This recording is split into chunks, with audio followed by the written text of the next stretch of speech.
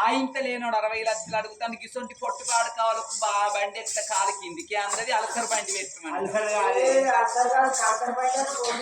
Pulsar బండి పెట్టమంటారు.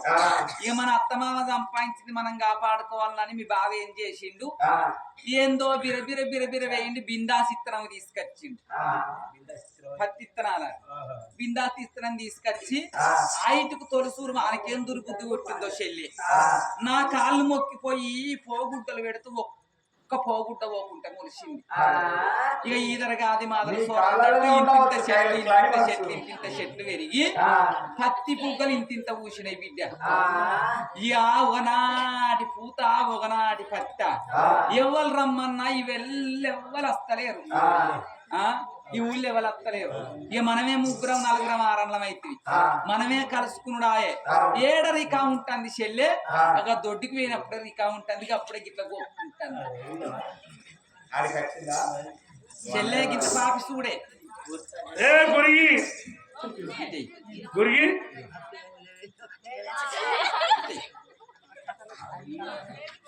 చెల్లె ఛాయ్ వచ్చింది.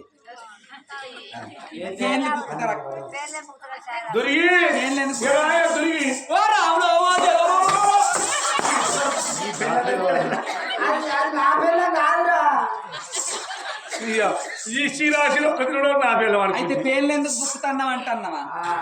మన నెత్తిలో ఉన్న పేర్లు ఎట్లా బతుకుతున్నాయి? మన రక్తం దాగి బతుకుతున్నాయి. మన రక్తం మనకి ఇవ్వడాలంటే మన రక్తం మనం దాగి బతికినాయి కాబట్టి మన పేర్లు మనం తింటేనే మన రక్తం ఇవ్వడుతుంది. ఇలాగా వచ్చింది. ఇంకా కస్టమర్ల కథ బాగున్నది.